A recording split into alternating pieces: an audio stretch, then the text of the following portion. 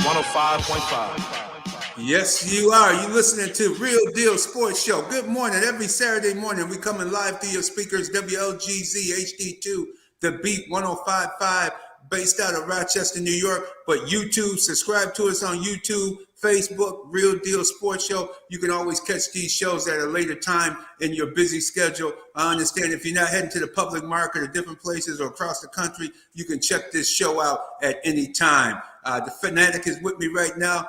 Good morning, Fanatic. You know, we always to the Buffalo 10. We always salute the Buffalo 10 for sure. We honor them. Always, man. What's going on, Rock City? What's going on, the Fanatic? What's going on, everybody online? Always appreciate being here, man. I'm excited for a great show today, talking sports of all sorts, live from the Rock Pawnbroker Studio. So let's get ready to get it in, Rad, man. Let's get ready to get it in. Yes, indeed. And, man, the Buffalo Bills starting to run the table as projected earlier. That Philadelphia Eagle game, they did everything but win against the Eagles. They starting to win. And I must say, since that Tyler Dunn article, it looks like we've seen a slight change in Sean McDermott's attitude. He's looked like he's listening to people a little more. I see a little body language on the sideline looks a little different.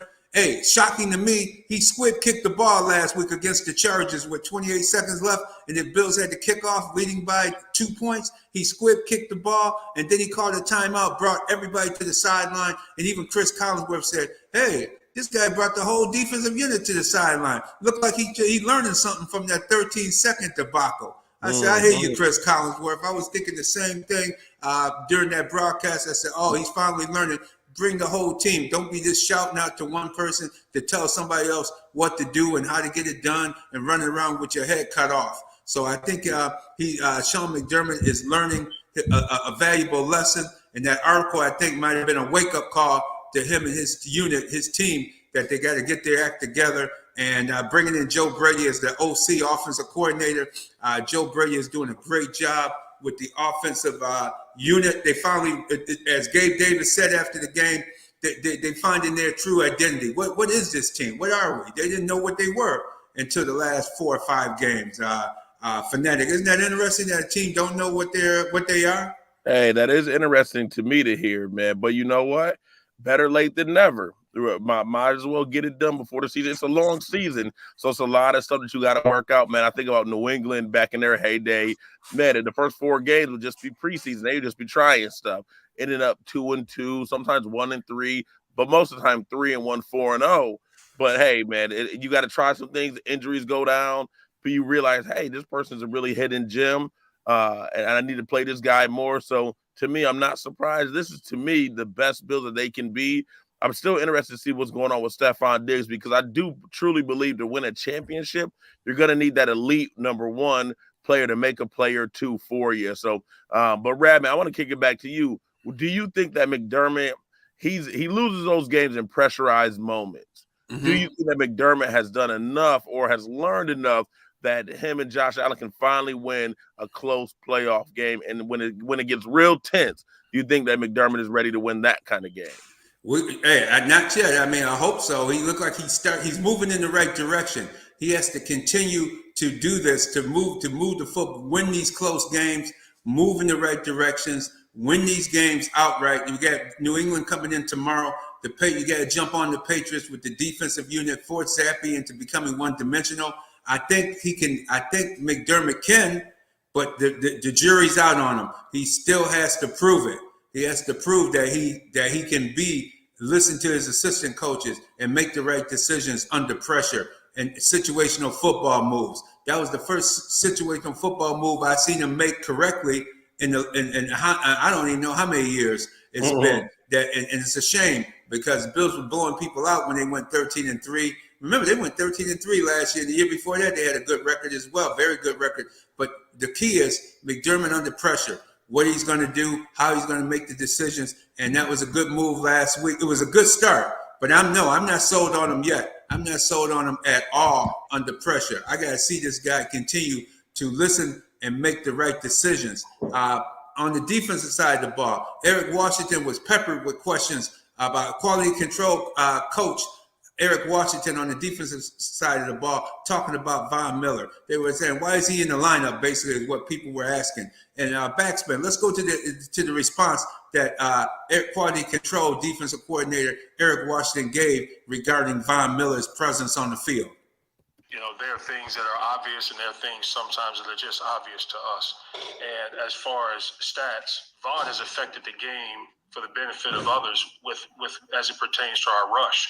You know, there have been some areas where we've been able to get the quarterback down, and he's been an integral part of that, but he didn't necessarily get credit for that. But we know what he did to affect the outcome of that play as a rusher. You know, if for example, the other night when Poona Ford was able to sack the quarterback in the red zone, if Von is 2-3 yards up the field, it gives the quarterback a lane to escape. Von's rush technique fit that situation. It fit the launch point of the quarterback, and it was able to keep a nice tight box around the quarterback so he didn't have options to escape or extend the play. So some of those things are very, very valuable. It's not necessarily the standout splash statistical things that we're used to seeing, but it definitely gives us a chance to have positive outcomes. Absolutely. And I thought that was quite interesting. He even made a comment about Von Miller staying in his lane and not allowing the quarterback to, if he would have ran upfield 2 or 3 more yards, the quarterback could have ran in that gap and taken off and run down the field. But he stayed in that area, and he forced the quarterback to move back the other way. And that's when Poona Ford was able to get that sack. And Ed Oliver, he's been helping out with Ed Oliver. Ed Oliver is just our defensive MVP this season. He's having an outstanding year. He's making, and he made a key sack in that last drive too. That really showed that, hey man, Ed Oliver means business. He's here to play. And when you have good edge rushers like a Von Miller, even though Von's not making tackles, and to us, I was saying sit him out, put somebody else in there. But he's, as you see, Eric Watson said, he's not making the splash plays, but he's making the plays that help set somebody else up to make a sack. Because you still got to deal with him on that edge, and he holds the edge in the passing game for sure. And he's starting. You can see each game he's getting a little bit better each game. And matter of fact, surprising to me, Von Miller came to the media. He came and spoke to the media the other day, and his response regarding his situation, his off the field and his on the field situation. This is Von Miller talking about his situation.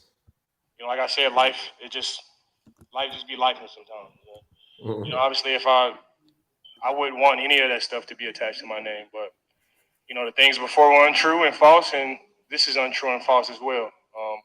You know, me and my girlfriend, we had problems just like everybody else, but there was never a time where domestic violence was happened or did occur. There's no way you could just block it out. Like it's not like. It's not like my brother missing a football game, or it's not like my family stealing from me. It's a serious situation, and it's hard to block out. But coming up here, it's always sunny, and being able to come up here and be a part of this football team is it's like a country club. You come here and you can kind of detach from everything else that's happening outside the world. And, I just come here and I just try to focus on the things that I've been focusing on before. I try to focus on, getting my knee better, contributing to this football team, winning games. And, I just, really minimize my focus to those things and just stay in the moment. When you have negative things that's happening, you just, it's hard to, not focus on those things, but I'm living my dream. I hate going to sleep because, I'm really living my dream here with all these guys. This is what I worked for my whole entire life, is to play football and be in this situation. So, that's where my focus is. Yes, indeed. What do you say, Fanatic? What do you think of his commentary, Fanatic? Yeah, I mean that's pretty straightforward. He said I didn't do it. So, and he said, usually a humanistic side, man, you feel like you've done it, and it's hard to kind of be in both places and hearing the media scrutiny, hearing the family scrutiny, and trying to go out and play ball. You hear some people say it's a respite, but man, Von's he just said it clearly, straight and to the point. Hey, I didn't do it. It's easy to detach. I can easily come here, put my mind on football. really because it's like a country club atmosphere, but also I think he's saying because he knows back home, well, in that situation, whether it was domestic violence or not, he's saying something happened, but he just saying it wasn't domestic violence. So I just, man, that's a tough situation. Rad, man, I would want to hear from you. What do you think? What do you think about the players? Are the players kind of? Do you think they're behind closed doors talking about it? Like, yo, what you going through? Do you think this is a mentorship type moment? Do you think this is just one of those where it's like, hey, man, whatever man's personal business, I'm gonna stay in my lane over there? How do you think does that happen truly in a locker room with a big name like a Von Miller being accused of something like that, where other people may have sisters, wives, girlfriends? How do you think that it plays in the locker room in that type of situation? Oh, I think it does. I think it's real because back in training camp at St. John Fisher College in Rochester, New York, Von Miller had his family there, his girlfriend. And go ahead, man, go ahead and marry the girl. You got 3 kids with this young woman, nice looking young lady and everything. And got 3 boys running around there at camp. So everybody got a chance to meet his kids. Even some of the media people met his kids his kids after practice. They come on the field and everything. And they were running around with his jersey on and, having, doing what kids do, have a good time. So when this happens, yeah, people remember that and say, oh man, I'm sorry, but like he said, every family goes through situations, go through things that happen. And he also said in that interview that it didn't happen the way the media portrayed it to be. And you got to believe him in this sense because he's playing.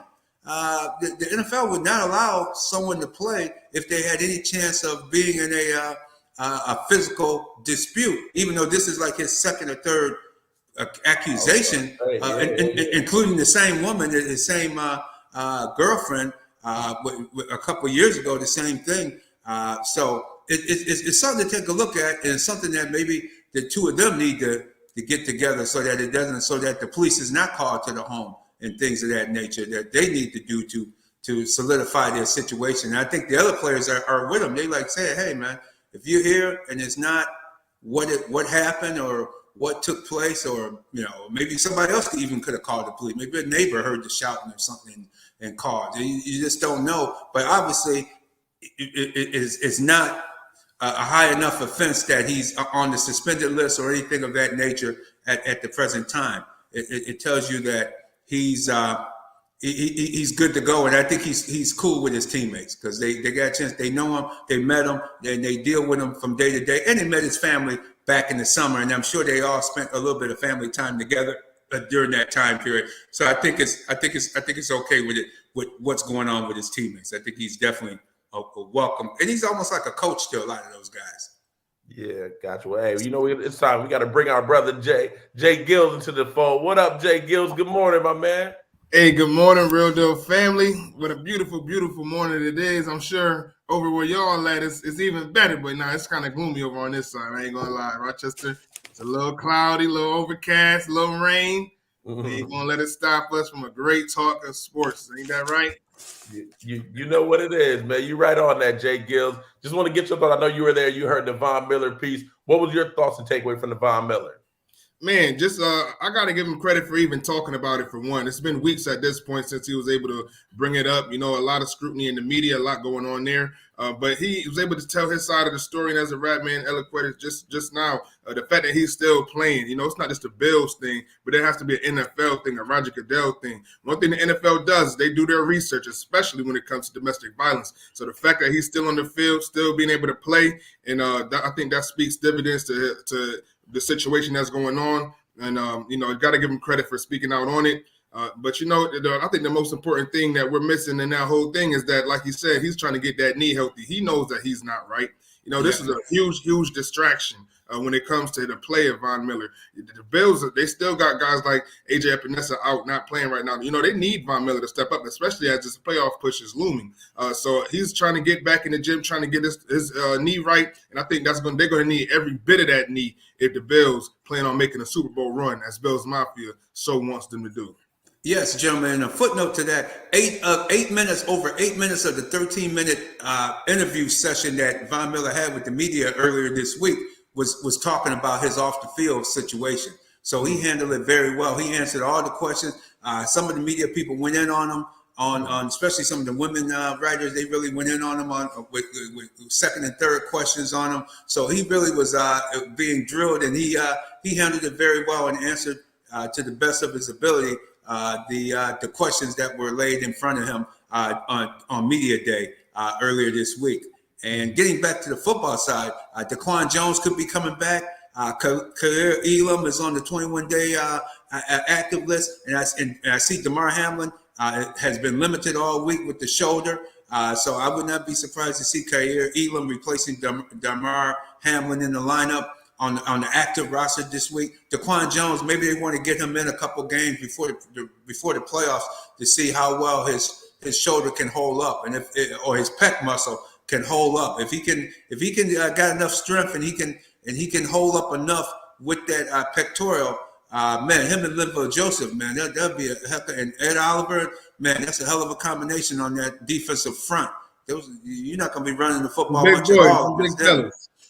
Yes, indeed. They hard to move those two cats, man. So it'd be very interesting to see if Daquan Jones is active tomorrow. Also, I think Khalil Elam, we might get to see him back in the lineup as well. Micah Hyde looked like he's trying to come back, but I don't know if they'll use him this week or maybe want to try and bring him back against the Dolphins the following week, depending on how big a game that's going to be next weekend. So it's all shaping up well. And gentlemen, what's going on with Russell Wilson? Why is this guy he seems like he's the do the right thing guy, and man, all kinds of negative, ridiculous stuff keep happening to him, man. What I see you got it, Russell Wilson versus Thug Sean Payton. That's the title of this next segment. Let's get right into it, Fanatic. What's your take on it? No doubt, yeah, man. I never have heard on TV Ryan Clark, man, calling the coach that doesn't look like him, more on the fairer skin side, calling somebody a thug on live TV.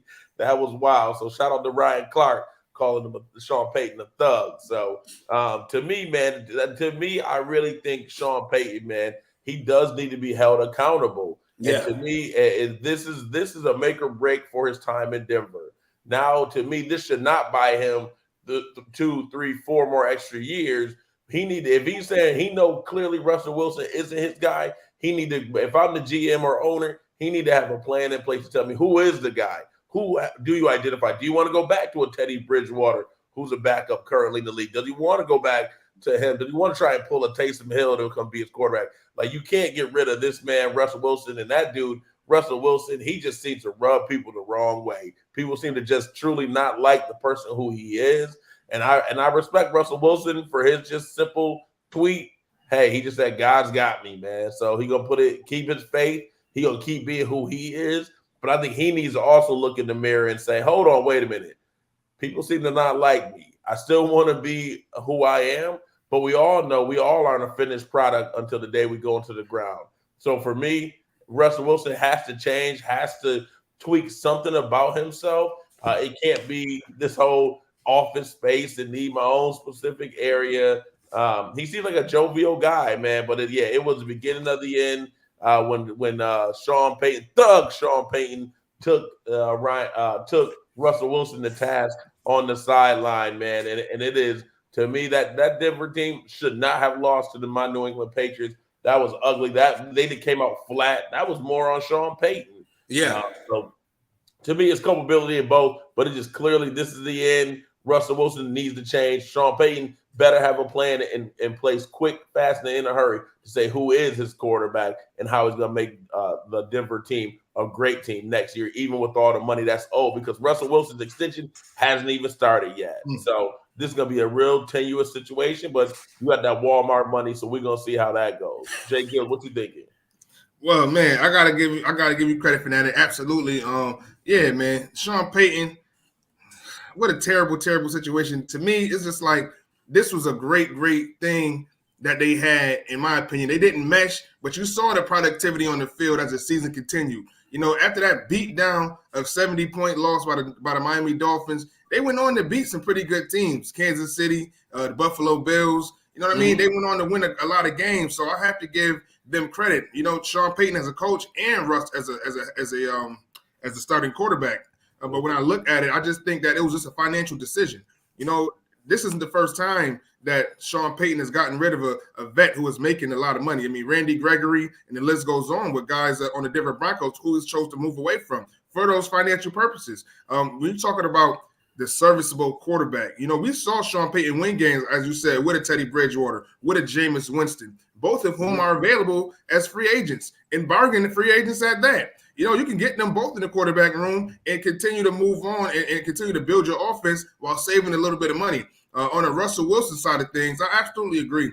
And we're starting to see this time and time again when it comes to quarterbacks of faith. There is a lot of quarterbacks of faith like a Lamar Jackson, like a C.J. Stroud who profess and proclaim their faith. But then you got your Tim Tebow's, your Tua Tagovailoa's, guys who wear it on their chest, who the media, they often veer away from that, And Russell Wilson is another one of those guys who have stamped it on his chest that, he's going to, give God his praise. And the media has always stamped him for that. And that's just a connotation that these guys who really proclaim their faith have gone through. Like I said, from a Tim Tebow to a Tua to a Russell Wilson. But when I look at Russell, I was thinking that he's a great quarterback. Still think he has a lot left in the tank. We saw him at the end of this season. That defense played terrible for the Denver Broncos earlier on this season. And he still had them in games, throwing touchdowns, I think, 20 touchdowns, 9 interceptions, something like that, still being able to scramble a little bit. He isn't the same as he used to be, but, he's definitely a serviceable. We talk about, especially this year that we've had in the NFL, where guys like Jake Browning is starting quarterback, and look at Joe Flacco, how he's resurged his career in a great offense with great defense, a great running game. I still think Russell Wilson has a lot left in the tank. There's still some teams out there that can use a Russell Wilson, and I had the chance to talk to Russell Wilson. To me, Russell Wilson is a very, very high character guy. He's a high character guy, very respectful, very humble. He won a Walter Payton Man of the Year. We bring that up on this show all the time, the Walter Payton guy. Shout out to Deion Dawkins. You got to give him his credit, man, as a quarterback, as a leader of that team. So I think that he's definitely going to prove a lot of people wrong next year, depending on the system that he gets to. This is my thing. I just don't need him in Atlanta. If he can go anywhere else, but please, Russ, do not go to Atlanta, because you already know that ain't going to be a good look for you, man. You got Future. You got all of that going on. Stay far away from Atlanta, man. Anywhere but the ATL, all right? Well, that's a good point. Yeah, that's a great point. And I was thinking about that. I love that, J-GILLZ. To me, I think Pittsburgh could be a place. Hey, maybe Mike Tomlin will take the chance on them. Hopefully nobody doesn't, like Pickens nor Deontay Johnson, try and turn up on him, man. But he need to kind of just go to a low-key place. So at first place I thought it was Denver, maybe in New England, but I don't think that Peyton coming from the Bill Parcells tree, Belichick may not be his cup of tea either. If Dollar Bill is still the coach next year, to me, Russell, he need to go low key. Maybe Pittsburgh can insulate him and let him be who he is, because clearly like trying to let people be who he is. And how much they're going to pay his contract? How much? Because that's what's going to happen. Is how much of his contract? Denver's still going to pay him a large portion of that money. Is it going to be 50-50, 75-25? How much of that $37 million is what the other team is going to pay? And Denver, of course, going to still have to pay majority of that money. Because I never seen Sean Payton go off on. He never went off on Jameis Winston. None of those quarterbacks in New Orleans that he had that you mentioned earlier. He never cussed them out on Drew Brees. None of those cats. But why would you do that to this young man and just berate him like he did? I thought that was very disrespectful, and especially when the quarterback not saying nothing to you, man. You just walk away from him. You don't stand there and go off like that. I mean, that was totally disrespectful by Sean Payton. I lost a lot of respect for him, how he handled that situation, and especially when he should have threw the red flag, because they actually looked like they scored twice on previous plays, and they didn't throw a red flag to challenge it. Because I thought sure on one of them for sure, I thought the guy had crossed the goal line. They should have threw the flag. Sean Payton busy mad with the quarterback. He didn't take the time to realize and listen to upstairs to throw the flag. So New Orleans would be a good stop for him, Russell Wilson too, and let Sean Payton get those quarterbacks out of New Orleans and come, because New Orleans still playing the Sean Payton style of play, and they don't have a Sean Payton down there, and New Orleans is just another big mess. So I wouldn't mind seeing Russell Wilson there with a run pass option offense, because that's what New Orleans need with the type of talent, and especially if they're going to try to keep Alvin Kamara down there as well. He need a Russell Wilson type quarterback. George, we got our guest caller on the line. Oh, beautiful. Yeah, let's bring him in. We got our guest caller. B1055, you are live on the air. Welcome. This is Buffalo Bill draft pick back in 1971. He was fourth overall in the first round, selected by the Buffalo Bills. J.D. Hill from Stockton, California. He was a Pro Bowler in 1972. Welcome to Real Deal Sports Show, Mr. Hill. It's great. Praise God. It's great to be on. Yeah, and I wasn't playing in that big year in 1972, the 2,000-yard season. What kind of pressure was on you guys to perform each week in that during that O.J. Simpson 2,003-yard season? Because you, I know obviously you as a wide receiver, I know you wanted the ball a little more, but what was the kind of pressure during that season?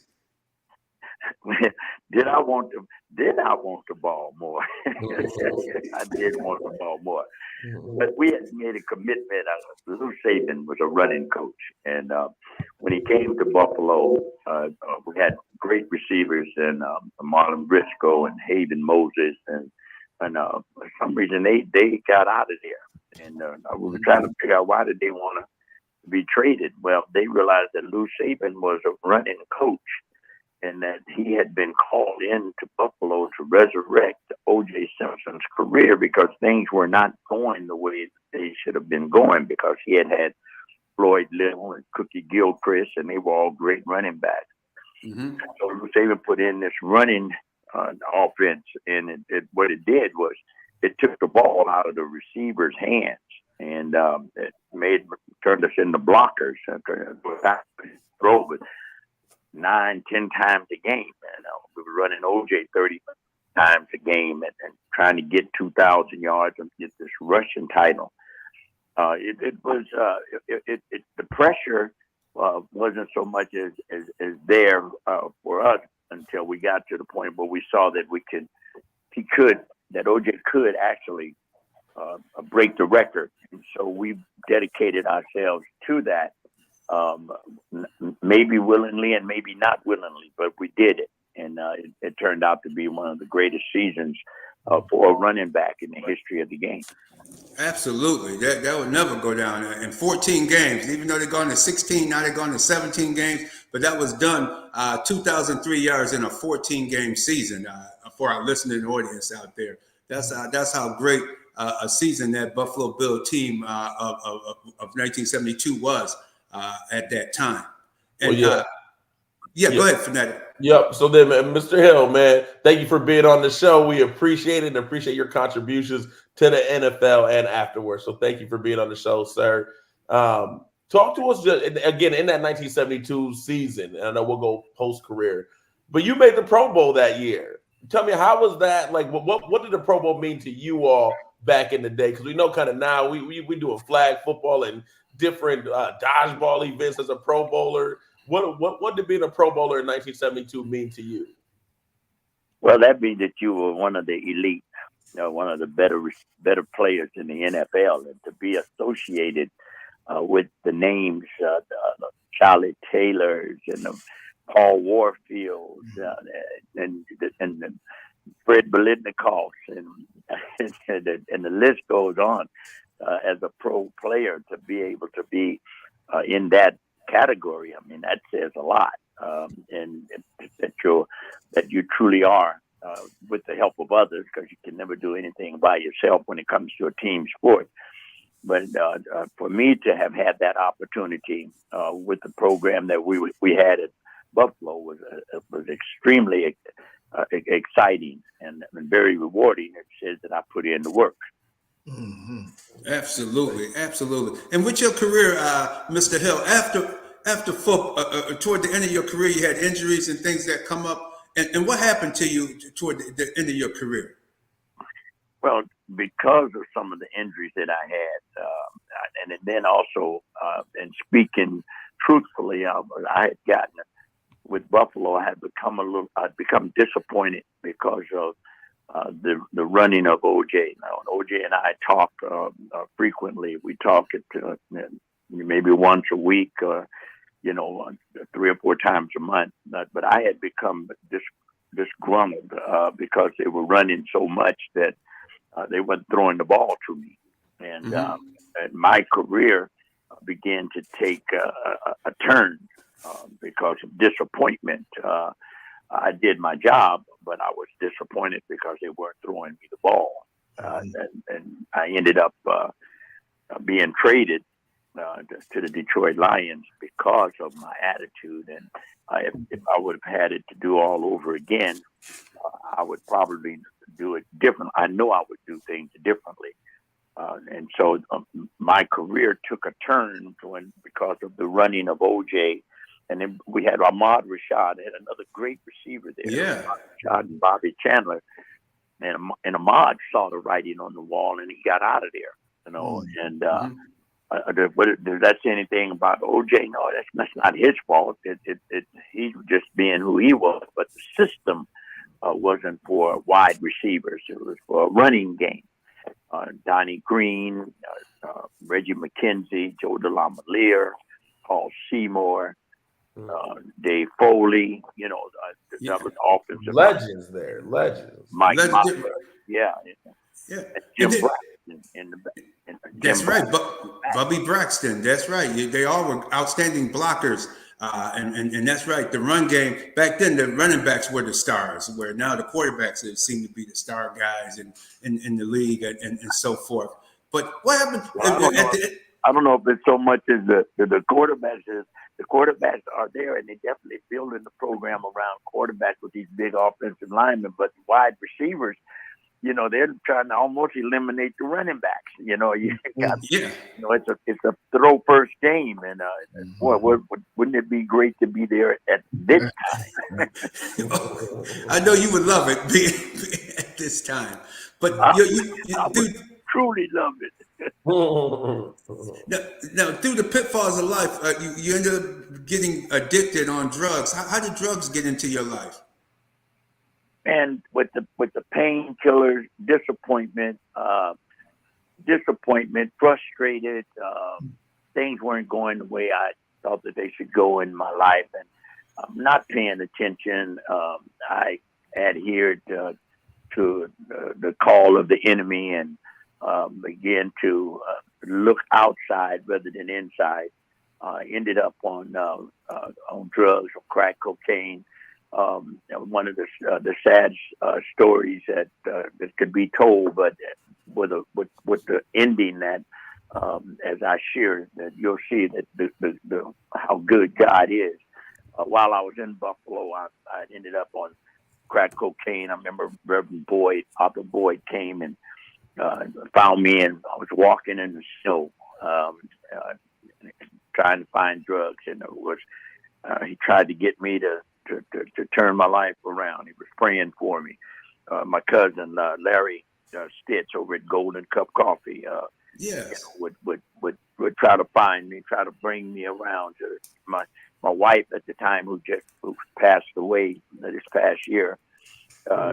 Made calls trying to get people to come and get me, Charlie Ferguson and Booker Edgerson, and I was weighing 167 pounds, and here's a player that top 4 pick in the world, as a great wide receiver, and not a college Hall of Famer, but not an NFL Hall of Famer, but an All Pro, and so I am walking the streets, man, on crack cocaine, and it was it was a bad time in my life, and then I had established the Hill Butler football league, the kids that were playing, and so we had to have Larry Stitz had to take that over, and Jerry Butler, and I phased out, and because of my behaviors, and I made a lot of catches in the NFL. I was a pretty good receiver, but the greatest catch that I ever made, the greatest catch I've made, was when I caught the vision to allow Jesus Christ to come into my life. That's what I do today. Wow. For the last 20-some years, my life has been based on leading people to Jesus by using my testimony as a platform to share what God can do in your life if you would just allow Him to. And so that that was very painful to have my children see me. I used to live in the third floor of the YMCA right there on Ferry, and at the time my wife would bring food to me, and my kids was there, and they'd put the food down at the steps, and I'd come down and get it. I mean, it was sad, and people would see me and they would shake their heads. But today, I just thank the Lord for saving me. I don't think God let me go through all that I went through for nothing. That's not the God that we serve. And because of what I went through today, I don't have a story. I have a testimony. If I tell a story, I might leave something out. But if I share my testimony, because we overcome by the blood of the Lamb and the words of our testimony, and I share openly and readily with anyone that will lend their ear, and I'll let them know what God has done in my life and what He can do in yours. Amen to that. Amen to that. One thing that this is J-GILLZ, by the way. One thing that we do over the last couple of seasons is we've had opportunities to go into the locker room, talk to the guys, talk to the players about their faith. What was the atmosphere like back then when you played in the 70s? And was that a prominent thing to do for a lot of you guys proclaiming your faith back then? I know that you talk about it now, but back in the locker room days, was that a common thing? It was for some, and we would go to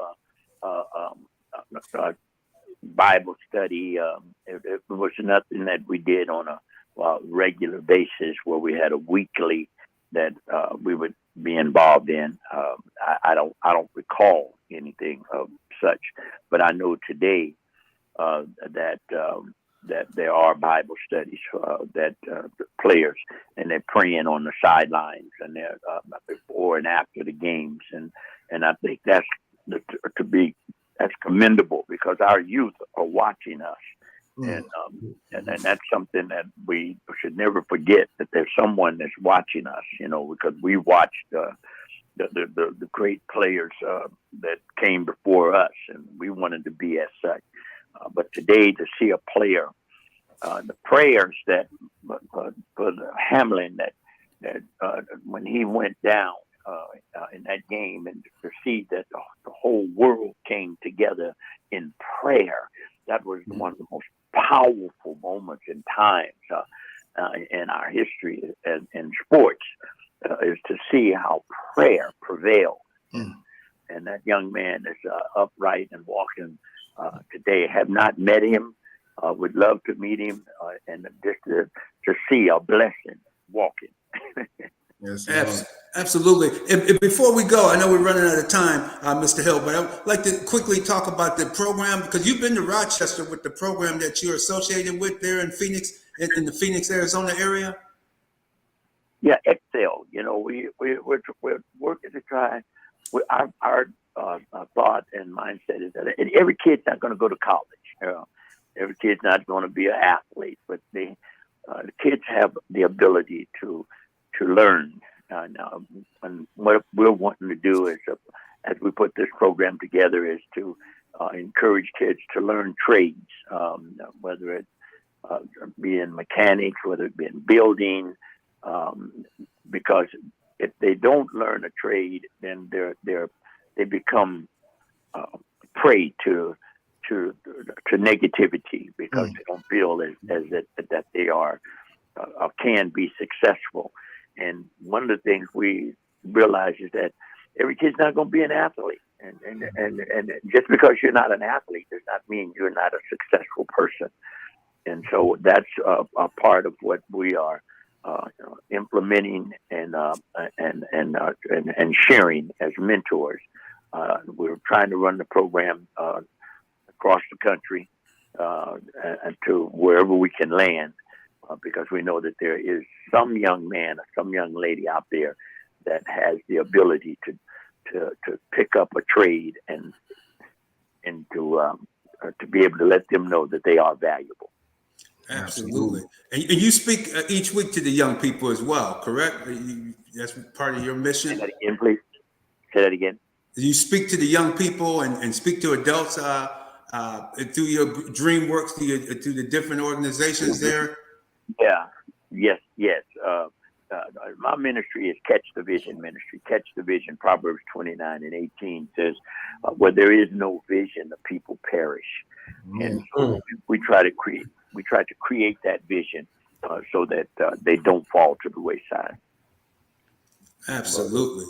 Hey, Mr. Hill, I got one last question. You talk about the youth. Let's talk about your own two kids, man. You got Lonzel, who played in the NFL, played for the Saints. I'm down in Baton Rouge, Louisiana.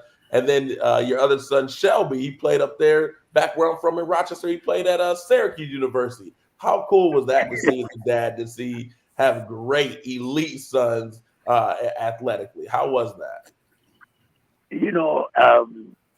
I wish I could have greater stories, but at their time, to see them to succeed to that level was great. But I was not in a mindset where I could truly have appreciated it and they could appreciate me. That's why it's so important that I do the works that God has given me to do and rescuing me out of that darkness. And we got people that are standing in the dark, looking at the light and won't come to the light.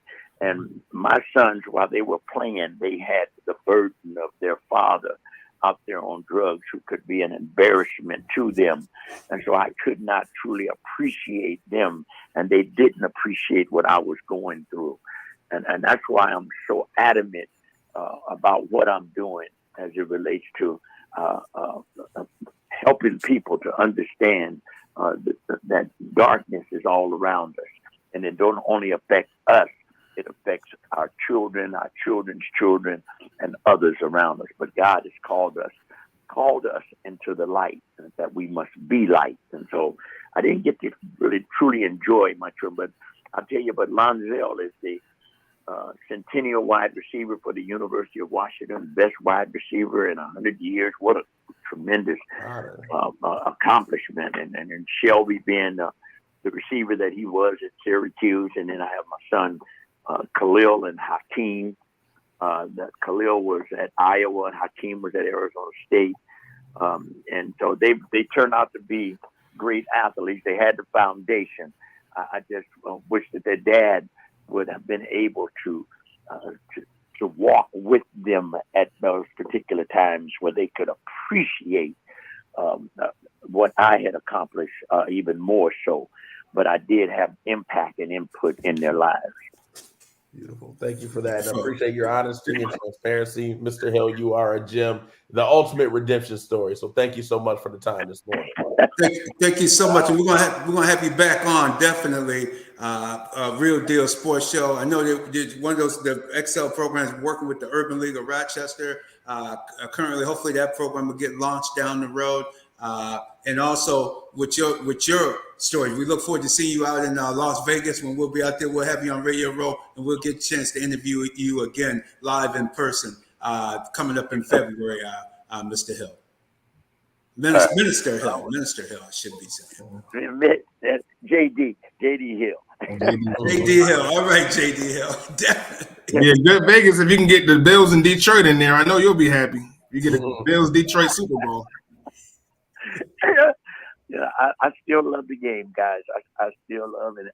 I enjoy the game very much. And I tell you, I wish I was playing this year with you got all them receivers out there and quarterbacks throwing the ball all over the place. Hey, hey, man, Mr. JD, I know we got to go, but hey, just last question. If you had to say in today's NFL, what quarterback would you most want to be your quarterback for you to get some good money, get some good numbers? What quarterback would you want to most play with in today's modern NFL? I take a dig. I'll be in dig spot. Okay. All right. So you take J.A. You keep it on the home team. Ain't nothing wrong with that. There it is. Thank you guys for allowing me to be me. Yes, indeed. God bless. Thank you for your time. Have a great day. All right. God bless you. And Jesus is the Lord and Savior. Amen. Gentlemen, that was an excellent interview, gentlemen, with J.D. Hill. Former that just showed you former number one draft pick of the Buffalo Bills in the first round, picked 4th overall back in 1971. Let's hit our, we got that interview went a little long, but our award-winning Miriam Rivera Insurance Agency, Auto, Home, Health, and Life Insurance, 1038 Lyle Avenue or 511 Bean Road, Suite B. Give her a call. Snow is on the way. You better get that insurance up. 585-360-0094. Miriam Rivera has all type of insurance to fit any needs that your family may have. Challenger Community News, Western New York's largest weekly African-American newspaper, thechallengernews.com, or call 585-766-3590 if you'd like to get in the Martin Luther King edition, special edition, or all the special editions coming up in February during Black History Month. If you have articles, send those in as well. And our friend of the show, Manuel Floyd, Image Printer Marketing and Publishing Corporation, give Manuel a call, area code 585-360-0132. And don't forget, we're broadcasting live each and every week from the Rock Palm Broker Studios. See, man, Sammy and the crew over at Rock Palm Brokers, they can get you straightened out and get anything jewelry. If it's last minute, Valentine's Day coming up, maybe you missed up on and didn't work out for the holiday for Christmas and New Year's. Hey, get ready. Valentine's Day is coming up. Make sure you get it there early. Rock Palm Brokers, 559 State Street, 262-9920. That's right. We broadcast live each week from Rock Palm Brokers Studios. Winner's Edge. Now it's time for the top bets of the week, Fanatic. Where we go? No doubt. You know I'm going to lead that off. But before we do this, I just thought this was interesting. I saw this in my notes here. I'm going back to the Russell Wilson. They said he is saying, he spoke yesterday. He was talking about he spoke yesterday that after the Broncos beat the Chiefs way back in October 29th to be exact, they started the leadership. He didn't say Sean Payton. He said the leadership brass came to him asking about the $37 million kicker that would come in the 2025 salary if he could not pass the physical on the 5th day of the year. Now, I think while that is important, we're talking about Russell and his character. What about these franchises? They win the game against Kansas City. They big brother who've been punking them for all these years, and they come after that game to say, "Hey, man, you need to move that date around from a guaranteed money for a 2025 salary, or we're gonna think about benching you." And Russell had to play under that stress and scrutiny. He went on to beat the Buffalo Bills, and really Denver went on a run with that. Yeah. So I want to call out the organizations. We want to see these teams win sometimes more than I think these franchises want to win. Because why all the time? I can understand if you 0-7 and you need to talk about the next year. You just beat Kansas City. Clearly, you had no real faith in your team that you would be able to put some wins together. And Russell Wilson engineered that. Sean Payton keeps saying, "Hey, that's above my pay grade. I'm only benching him because of football." Man, smells a little funny. Smells a little funny. I wanted to add that in there. That's very fishy. Thank you for that update, because I saw that this morning. That's very fishy. How you going? I could see after they lost by 70 points, you start talking, "Hey, man, we want to get rid of your salary." I can see that. But after you done won a game and then you done won 4 straight games, and you want this man to take a pay cut to next year or the year down the road? Yeah, man, that seems like the bean counter got out of control there. The bean counter went crazy. He said, "Man, we're gonna owe this man a hell of a lot of money, man. I don't know if we're gonna have that kind of money to pay him and pay other players." So that's obvious a down the road move that they're making there in Denver. But why are you doing it to the black quarterback? Why that got a great deal? I don't see you doing it to Drew Brees and those guys. You paying those guys down. Look, this guy Aaron Rodgers getting $50 million, and he played one damn play. Man, why don't somebody ask him to give some of that money back, man? Come on. One play for $50 million? Yeah. And he's still on TV acting like he playing? Why is he on TV? Man, I'm sick of seeing Aaron Rodgers. I'm sick of Aaron Rodgers' comments. Man, come on, Aaron. Go somewhere and just sit down, man. The team sucks, man. Come on, man. Rabbit, who you more sick of seeing? Aaron Rodgers or Taylor Swift? Who you more sick of seeing? Man, that's close, man.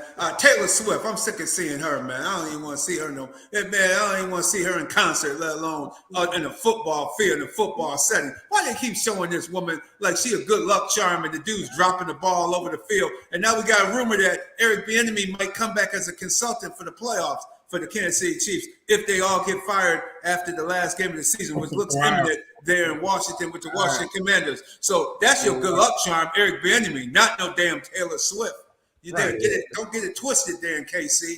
Man, Something wrong there. We got a few minutes left. Let's get some of these picks in. Let's get it. We got a bunch of them. I'm just gonna throw a few up on the screen. We got some little mix. These are some of the picks. We got college football and NFL on here. One I really love. Take it. That same game parlay. I love the Washington Huskies in the CFP playoff on New Year's Day +4 versus the Texas Longhorns and under 64. Shout out to my boy Melvin Hillis, one of my students' brothers who signed to Texas. So I know he's going to be a hook 'em horn next year. But his Longhorns going to lose this week, or hey, I believe Washington's going to cover that spread +4, and I love the under 64. Penn State, James Franklin don't know how to win a big game. They play later today. I like Ole Miss with the +5 playing in the Georgia Dome. I think they'll be able to go up and down. And Ole Miss is one of the few teams that won't have a lot of players sitting out because they're not really getting drafted. They're going to come back and try and be stronger next year. I love if you're going to get I love the Lions +6, and I love the Gibbs or David Montgomery anytime touchdown. Well, I think that Cowboys defense has been exposed. I don't think it'll get shore up. My man Panay Sewell going to be putting his hands on folks, pushing DeMarcus Lawrence back. I like Gibbs or Montgomery getting into the end zone later tonight. Remember, folks, no Monday night game.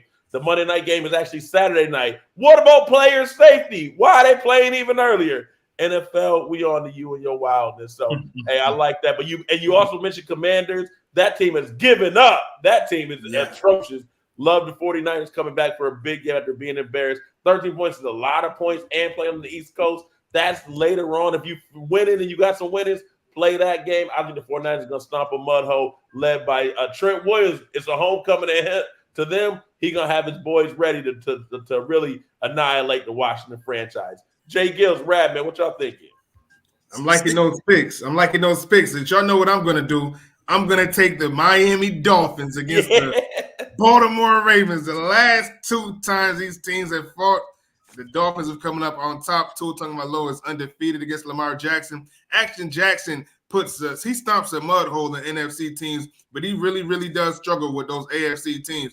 And when I look at a guy like a Jalen Ramsey and the pressure that the Dolphins defense has been applying over these last couple of weeks, I think it's going to be a long day for Action Jackson. It's a close game, but I'm taking the under, and I'm definitely taking those Miami Dolphins. And I'm just the opposite. I like the Ravens in that game. I think the Ravens, they played the perfect game last week. They're not going to play the perfect game this week because it's hard to do that, replicate that 2 weeks in a row. But I think they're going to have enough to pull away, and they know they need to win this game to be a home field advantage. They'll lock that up, and then they can rest the week 17. They don't have to play everybody. And, of course, the Steelers, whenever the Steelers are getting points, jump on the Steelers. Steelers getting +4 at Indianapolis. Take the Steelers, or no, who are they playing? Take the Steelers with the points. Yeah. Steelers +4 with the Seattle. Hey, with that Dolphins. Jalen Waddle, that dude will never finish the game. All right, I won't say that, but he is already listed out. So it's gonna be interesting to see. He's gonna be on Tua. Oh, he's out. Oh, heck yeah! Ravens gonna cook. Ravens might blow, and they done blew 7. They got a record of winning teams by 14 points or more. I think they did it 5 or more times this season. They might win by 10 or more. Coming up on Sunday. Watch out. The Ravens are out for blood right now. They circling the wagons. Cincinnati Bengals +7 at Kansas City. Kansas City hasn't figured it out. Great barbecue, but they haven't figured out what's going on. Bring Taylor Swift all you want. Man, the Bengals they still dropping the passes no matter who's out there. Take the Bengals +7. No doubt. Great Yes, game. sir. Yes, sir. Plenty of time to make some money. We're going to keep talking. We're going to get some NBA talk in next week. But, hey, this is really get ready for the granddaddy of them all. I still watch out for Alabama taking down the CFP. But that Alabama-Michigan game, both of the games should be really great games. Hopefully no blowouts like it was last year when TCU stomped the mud hole in Michigan. So we'll see. Check out the college action plus the NFL action. It's a good time to win some money. Backspin. What's up? Let's win some money, baby. Congratulations, J-GILLZ, man. Congratulations.